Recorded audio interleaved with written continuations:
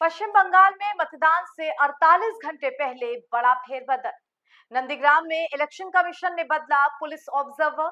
पूर्व सीबीआई अधिकारी को सौंपी गई कमान। नमस्कार, बहुत स्वागत आपका हेडलाइंस फोकस न्यूज में। आपके साथ मैं हूं ऐश्वर्या। इस बार के 5 राज्यों के चुनावों में सबसे दिलचस्प पश्चिम बंगाल के मतदान रहने वाले हैं। ममता दीदी अपना किला बचाने की भरपूर कोशिश कर रही हैं और बीजेपी इसी किले में सेंध लगाने की। यूं तो पश्चिम बंगाल में इस बार ऐतिहासिक रूप से आजादी के बाद पहली बार केवल 2 चरणों में मतदान सिमटने जा रहा है।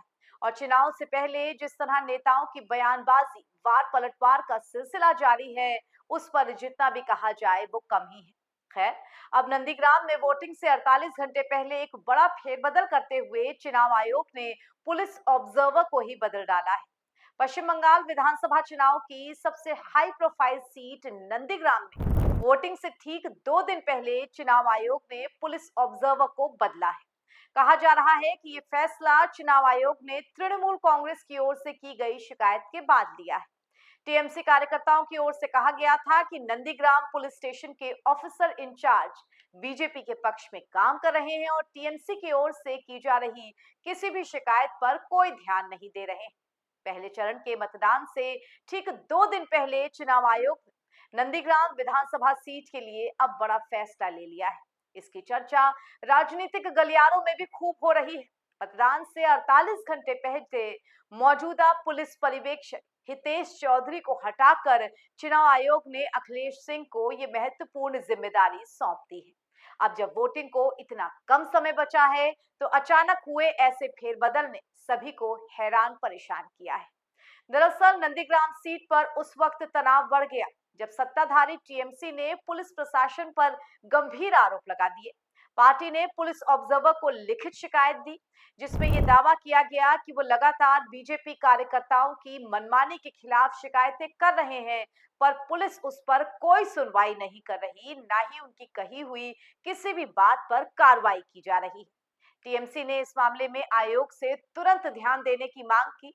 फिर शिकायत मिलने के कुछ ही वक्त बाद आयोग ने पुलिस ऑब्जर्वर हितेश चौधरी को हटाने के आदेश जारी कर दिए।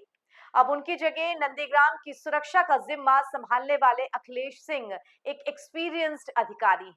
वो कोलकाता में सीबीआई अधिकारी भी रह चुके हैं और वर्तमान में असम में आईजी के पद पर तैनात हैं। आयोग ने राज्य भर में कानून व्यवस्था की निगरानी के लिए 84 पुलिस ऑब्जर्वर तैनात किए हुए हैं। नंदीग्राम से पहले मालदा और जंगीपुर में भी ऑब्जर्वर्स शिकायतों के बाद या किसी अन्य वजहों से बदले जा चुके हैं। लेकिन क्योंकि नंदीग्राम एक हॉट सीट है और वो चर्चा में ज्यादा रहती है, सबकी नजरों में आ जाती है, इसीलिए ये खबर भी सुर्खियां बना रही। हालांकि चुनाव आयोग की तरफ से पुलिस ऑब्जर्वर हितेश चौधरी को हटाने की कोई ठोस वजह नहीं बताई गई है, लेकिन आदेश में कहा गया है कि ये बदलाव विद इमीडिएट इफेक्ट्स यानी तत्काल प्रभाव से लागू हो जाएगा और अखिलेश सिंह जल्द ही कार्यभार संभाल लेंगे। मिली जानकारी के अनुसार नंदीग्राम जैसी सेंसिटिव सीट, जिसे अति संवेदनशील की कैटेगरी में रखा जाता है, वहां मतदान के समय कानून व्यवस्था बनाए रखने के लिए आयोग ने एन वक्त पर यह फैसला लिया है। बंगाल में जब से चुनावों की घोषणा हुई है, तभी से हलचल जारी है। सबसे पहले तो लोग इसी बात को लेकर के चौंके थे कि 294 सीटें वाले बंगाल में कैसे सिर्फ 2 चरणों में ही चुनाव संपन्न कराए जाएंगे। क्योंकि जब से 5 राज्यों में चुनावों की लिस्ट आई है, चुनाव आयोग ने मतदान के लिए बंगाल में 23 अप्रैल और 29 अप्रैल 2 चरणों को फिक्स कर दिया है। बंगाल के विधानसभा चुनावों के 74 वर्ष के इतिहास में ये पहली बार है जब 2 चरणों में मतदान कराए जा रहे हैं। आइए बंगाल में अब तक विधानसभा में कितने चरणों में मतदान हुए, कब कब हुए, इसके बारे में भी आपको बता देते हैं। यहाँ इतिहास के यानी कि आजाद भारत के बाद जब पश्चिम बंगाल में चुनाव हुए, यानी कि 1952 से शुरुआत, तब से लेकर के 1996 तक, यानी कि राज्य में पहले 12 विधानसभा चुनावों में जो वोटिंग हुई थी वो सिर्फ एक चरण में हुई थी। फिर 2001 आया, सन 2001। इस टाइम विधानसभा चुनावों के जो चरण थे उनको बढ़ा करके सीधा 5 कर दिया गया। 2006 के विधानसभा चुनाव भी 5 चरणों में ही संपन्न कराए गए और उसके बाद 2011 और 2016 वाले चुनाव 6-6 चरणों में संपन्न हुए। और 2001 यानी कि पिछला पश्चिम बंगाल का विधानसभा चुनाव वो सबसे ज्यादा अब तक के चरणों में हुआ था, वो 8 चरणों में संपन्न हुआ। इस बार पहली बार ऐसा हो रहा है कि मतदान सिर्फ 2 चरणों में कराया जा रहा है, 23 अप्रैल और दूसरा 29 अप्रैल को। और इन दोनों ही चरणों के बीच में लगभग 1 सप्ताह का ही वक्त दिया गया है। पहले चरण में 152 सीटों पर वोटिंग होनी है और दूसरे चरण में 142 सीटों पर।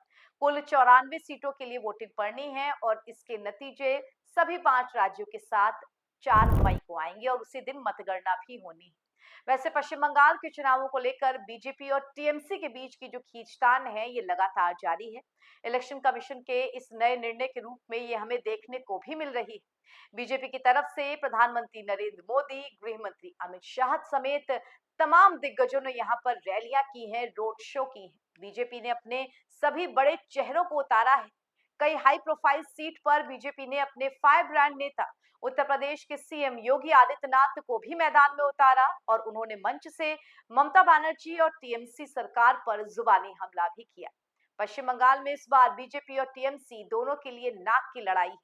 टीएमसी की नेता ममता बनर्जी अपना रिकॉर्ड चौथा कार्यकाल हासिल करना चाहती हैं, तो बीजेपी दशकों से झेल रहे सूखे को बंगाल में खत्म करना चाहती है। ऐसे में चुनाव आयोग इस शिकायत को कम करने में जुटा हुआ है कि कहीं से भी ये ना कहा जाए कि इलेक्शन में वोटिंग में किसी भी तरीके की अनियमितता बरती गई या फिर सुरक्षा नहीं मिल पाई।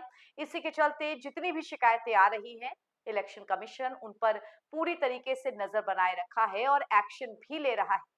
दूसरे चरण का चुनाव भी शांतिपूर्ण तरीके से निपटे, इसके लिए पुलिस ऑब्जर्वर्स को बदलने का बड़ा फैसला लिया जा सकता है, ये भी कहा जा रहा है।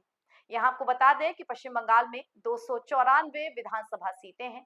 2 चरणों में मतदान होना है। पहले चरण के लिए 23 अप्रैल और दूसरे चरण के लिए 29 अप्रैल और नतीजे 4 मई को आएंगे और देखना दिलचस्प होगा कि जनता किसके पक्ष में वोट करती है।